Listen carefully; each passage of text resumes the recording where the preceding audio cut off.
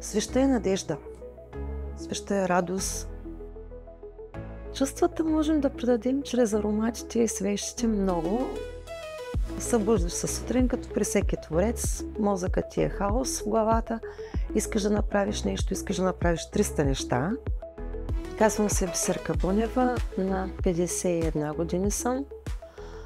Малко по-късно започна моя обрат в живота.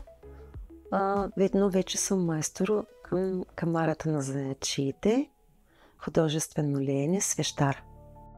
Вдъхновението е надеждата за нещо по-добро. В смисъл точно като за спасение на себе си, на душата си.